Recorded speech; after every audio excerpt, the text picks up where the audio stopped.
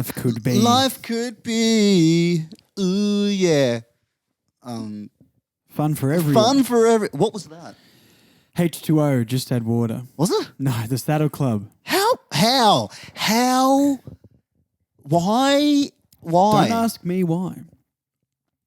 But there's one thing to ask you. Hello. Can you drop some knowledge? Oh, I can drop some knowledge with the best of them. You know this. Wow, You know this. Hi, everybody. Hello. Welcome to the Drop Some Knowledge podcast. My name is JP, and sitting beside me each week is that bloke. Oh, no, say it right so I can There's do the one and only Josh. Hello there. Oh, there he is. Yes. Hi. I like that Obi-Wan Kenobi reference. It's good. And if you don't know that reference, which movie is it from? The third one? It's in three different series. Yes. Anyway, that's the only thing about Obi-Wan you need to know. Other than pretty that, much it, yeah. The rest doesn't matter. It's in episode 2. Okay. It's in episode It's definitely 3. 4. It's definitely, there's 3 as well. It's also in episode 3, where he's on the big lizard thing and he meets Grievous. Yes. Hello there. Anyway, unless this episode's about Star Wars. It's not, but I'm sure we can make it about it. That would be a good episode. No, it's Save not. that till next time. It's the return of my Apple. That's not Apple. What is it? It's a tablet. It's Tablet. a Microsoft tablet Microsoft Surface Pro. James has decided to ditch history, ditch the books, and go full millennial. Digital. This episode is all about us just reacting to TikToks. That's basically it. Oh, great. Oh, right. Not today. We will, though. I reckon we will, though, when we can figure out how technology works. Well, what are we doing today? Today, we are talking about some historical people. Oh, I like historical people. Well, a historical woman in particular. Uma Thurman. No. We should do an episode about her. She's pretty cool. I don't think so. Okay, good. I mean, COVID did a number on us. Oh, God. And then prior to everybody else after that's just getting old. But no, we are talking about, well, speaking of death anyway, we are talking about the Lady Death. The Lady Death? The Lady Death. Okay. Lyudmila, I cannot, Say it, pronounce it in the microphone, say it with chest.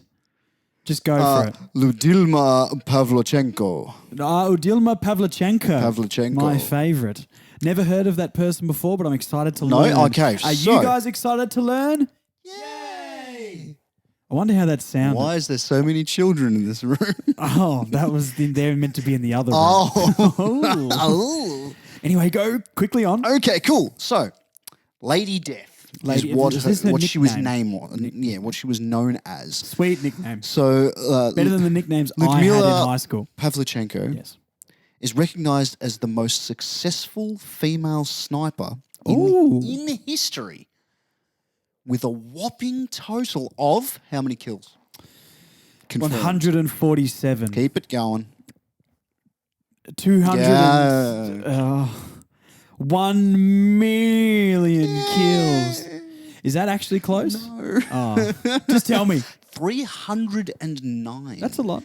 Confirmed kills. Okay. None of this, I shot him and he kind of got away and we're not what sure era if he's are we dead. talking about here? So, we'll start off with the simple stuff. All right. Born in 1916. Ah, yes.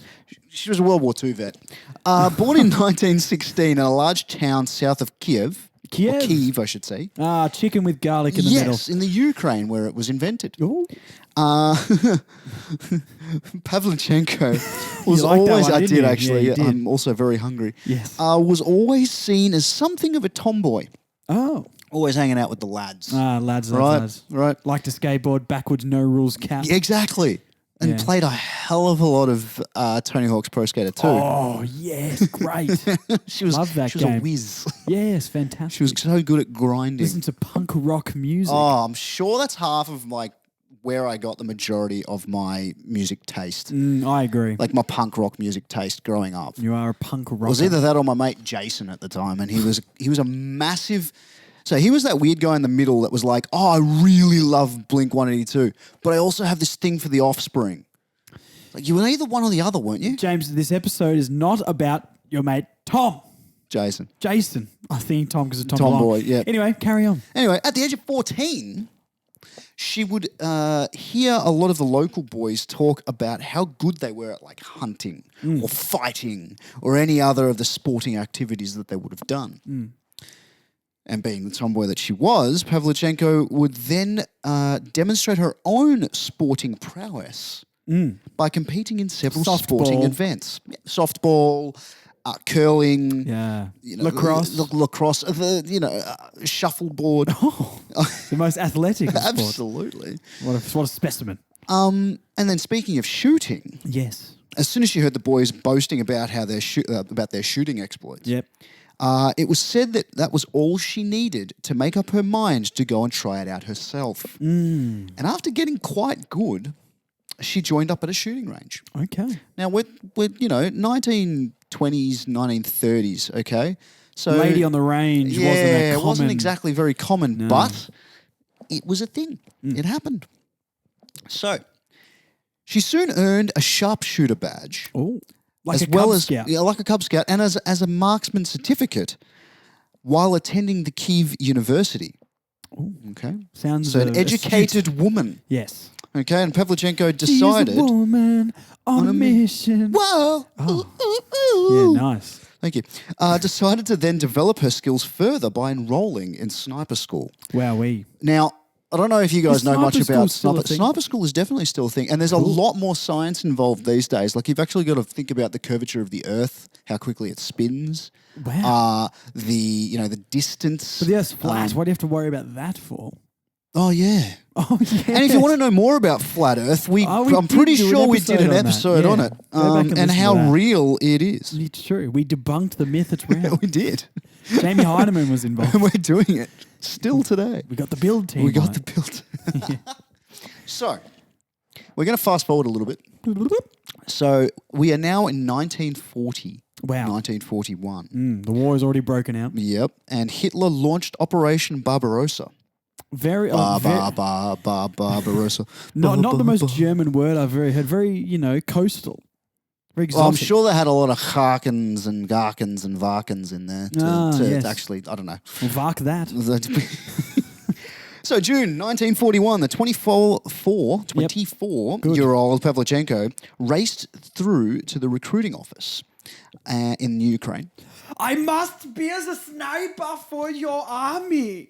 Yeah, basically. Slapped the paperwork on the desk. Just slammed it down like, it's time to snipe. Yes. Oh, God. Fantastic. Thank you. I was watching Yu-Gi-Oh! Earlier today. Oh, cool. No. I was definitely... Playing with the cards. I was definitely working. Oh, yeah, I believe in the heart of the cards, Josh. So the recruitment officer attempted to persuade her into a different career path. Okay. Women, Oh. Why don't you be a nurse or something? Yes, child carer. That's what the suggestion was. But he soon backed down after she revealed her shooting certificates and credentials. Show me some badge. Pretty much. She's like, and she did. Here you go. Here you go. Check out this 11-horned buck that I shot. I don't know what the points, whatever the point she pulled scoring down her pants is. and had an 11-inch buck. Yes. Anyway. Wow.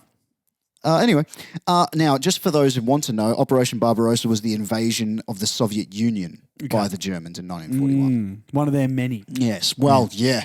Well, that a bit on. So Pavlichenko then enrolled into the Red Army's 25th Rifle Division as a sniper. Okay. Now, there's mixed stories of how her journey started. All right, but in her memoirs is how this goes. So Pavlichenko, being a woman, was not believed that she would live out a day in the military in battle, and was given nothing but a grenade to defend herself with. She's not going to live if you only give her a grenade, is she? Well, that's right. Just run around holding it in front of you going, basic science. Yeah. Maybe I can block this bullet with a grenade. It just reminds me of that episode of like Adam West's Batman when he's holding the giant bomb above his head and he's like runs to the lake and there's like ducks swimming in the lake and then runs across to like the merry-go-round and there's children playing and then he runs over back to the lake and there's like a guy, and then he's just standing in the middle of the room going, sometimes you just can't get rid of a bomb. Comedy was so different back So then. good. That movie was only like 20 years after this event? Yeah, pretty much. That's actually terrifying. Terrifying. Yeah, it is.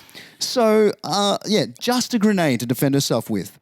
Now, as the Soviet Union was not as well equipped for war as most were, they could only supply a small amount of to the rifle division. Because this is when the Ukraine were rifles. part of Russia, part of the Soviet Union. Correct. The USSR. That's correct. Back in USSR. And the USSR was only disbanded when? I'd have no idea. 89. Okay.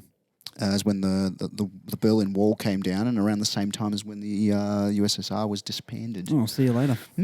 So the idea is that, look, you have a grenade for two reasons. One, we can't actually give you a rifle, and two, you're probably not going to last, so here's a grenade. Okay. Try and do what you can. All right. Okay. So finally, sadly, a fallen comrade, too injured to fight, handed Pavlichenko his bolt rifle. Bolt action rifle. Now, the rifles, for those of you that are in the connoisseurship of, the NRA, it's the Moisen Garnat bolt action rifle, which was well used. All I want to know is it time. one of the ones with the big paddle on the bottom that you reload, or one of the ones with the stick, the spiky thing on the end? No, so it wasn't. No, it was a little bolt. So you would flick the bolt up, push it forward, put the belay in there, the belay in there, yes. and then you would lock it back down and then shoot. Pretty standard. Usually with like a mag of some sort. Okay. So she was then given this rifle. So she was given the rifle. Given the rifle. Given a whack. Wabbit season. Duck season. So she was given this rifle, and it wasn't long before she was provided with this opportunity to be finally on the range shooting some peoples. Okay. So her first two kills were a couple of Romanians who were digging in just a few hundred meters away from her, and the ones that injured her comrade. Ah, yes. So she took up arms and shot them, and did quite well because in the coming months she perfected her aim and her technique. Fantastic. So for about 2.5 months, Pavlichenko fought on the front lines. Now, we're not just talking like in the middle of... No, front lines. Okay? Risking it for the biscuit. Absolutely. So during the siege of Odessa, so while Odessa, she recorded 100... So from 2... Yeah. And in 2 months, 187 kills and received a promotion to senior sergeant. Wow, used a lot of skill points. That's correct. Got a lot of VC on the game and upgraded their stats. Unbelievable. Slowly unlocking new Unlock new abilities, and then finding new scopes and stuff like that to use on her rifle. Kids, if this isn't an example of you can do anything in life, I don't know what will. Pick up that rifle. Yeah. Shoot those people. Otherwise, play Call of Duty. Oh, yes, that's what I meant. Play for hours. Don't shoot anybody. And that's yell bad. at That was a people joke. and yell at people about how you slept with their parents. What? What? There's a backstory there. Anyway, we'll talk about that after the podcast. In October in 1941, when the Romanian army gained control of Odessa, Pavlichenko and her unit withdrew to Sevastopol to defend the city. Yeah, right. So Pavlichenko fought in the siege of Sevastopol for 8 months. Okay, it's a lot of shooting. Where concentrated fighting resulted in huge Soviet casualties. Oh, no. In Sevastopol, her confirmed kill count rose even higher. By May 1942, Pavlichenko recorded 257 kills, which gained her another promotion to lieutenant. What do you reckon happens when she kills someone? Does she have a little chalkboard somewhere and she just draws a line? Or one of those little hand ticker things? Yes, I was just going to say, I really hope she's got one of those things that all the bouncers have at the the front bouncers, of yes. Just you can't go in. There's not enough women in your group. Well, I'm the only woman here. We'll just shoot a couple and then you'll be fine. Even out the numbers. So, a massive amount. So the higher the number of Pavlichenko's confirmed kills rose, the more dangerous her mission assignments became. Because clearly she can do the job. Okay. Is this how Hitler died? No, Hitler killed himself. Are you sure, James? Have we done... He went to Argentina. People have put pictures up on the webs, on the lines, of like people that look very similar to him in like America. Yes. Like in the middle of just like Boston or something. He went to a Celtics game. Yeah, he did. He's a Celtics fan. Yes. So, oh, God. so included counter sniping or engaging in duels with enemy snipers. And that's not like standing face to face with like swords or anything. That's I have like one question. Yes. Could she 360 no scope? I'm guessing she could. With a kill count that high, What was it, KD? Kill to death ratio is pretty damn good. Very good, yeah. It's pretty damn Very good. And she won every duel she fought, which is insane, and include one duel that lasted 3 days. So it's 3 days of either not moving, or if you are moving, you best damn be in a good spot. Okay. And Hope she had snacks. yes, and in the end, Pavlichenko stated the enemy made one move too many. Oh, no. And became one of the 36 enemy snipers she took down. So out of the 309, 36 of them were enemy snipers, and they're supposed to be the best of the best. The best of the best. In late 1942... To be the best, you got to take out the best. You're the best around. Nothing's going to ever shoot you down. Oh. Anyway, Pavlichenko was injured by a mortar shell, and the shrapnel of which mortar shell got her in the face. Ow. The military saw Pavlichenko as too valuable of an asset. Before she could fully heal from her injury, the Soviet high command threw her back into battle. They're like, oh, no, we'll keep you back in. Nah, you know what? Go back into battle. But in the time she spent fighting, Pavlichenko had obtained the record. Yeah. That record of 309 confirmed kills. By the time Pavlichenko was withdrawn from frontline combat, her reputation as a sniper earned her the nickname Lady Death. Lady Death. Once again, cool nickname. Oh, yeah. And the German army knew her very well. Well. Now, during this time of recall, she was then honed her skills in a different kind of warfare. Pigeons. Propaganda. You were kind of there with the P. Well, yes. Propaganda. It all comes together now. Yes. Propaganda is an acronym for pigeon. I'm not going to go through the whole word. But she later met the First Lady herself, Eleanor Roosevelt. Eleanor Roosevelt, where the First Lady asked Pavlichenko herself, how does it feel to kill 300 plus men? What was this lady doing the day JFK died? Just holidaying on a grassy knoll somewhere. Like did a ScoMo went to Hawaii. ScoMo went to Hawaii. But she answered, and I thought this was pretty cool. Okay. This is why I'm ending it here, is I didn't kill men. I killed fascists. Oh, my word. So it always comes back to politics. Everyone knows fascists don't identify as any gender. No, they really don't. I can't say that. In her case, they refer to themselves as dead. Dead, yes. You don't identify as a man or woman, you identify as dead. Yes. But in total, 2,000 women actually became snipers in the Red Army during World War II. Okay. And out of the 2,000, only 500 would actually survive. Well, she was clearly the best. Pavlichenko, absolutely the best. She must have had her stood wheat on that, bix. had her wheat bix, and she must have stood on that pole in Ace Ventura when nature calls for 4 days or whatever. To be the best what you do, you know? Yes, that's right. Pretty good. With my help, he could be the best. Yeah. But yeah, that's Pavlichenko. Very interesting. I'd never heard of that Lady Death before. Pretty cool. It is pretty cool. Pretty cool. And have you noticed that there have been 2 instances of like just really crazy Ukrainians that I've chosen for like? Well, there was Saint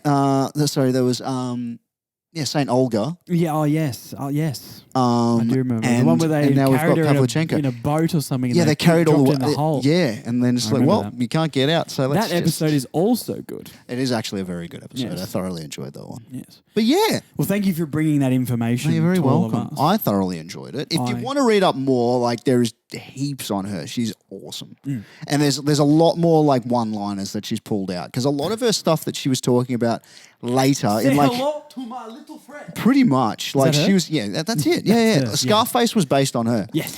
But the whole thing with the, Eleanor Roosevelt and the friendship that they built together is really cool, and bringing women into the fold for what was essentially known as men's territory was a lot to do with this woman. breaking down the enemy and societal barriers. That's it. I Unbelievable. thought it was pretty cool. Well, I would vote her for president. Right? Yes.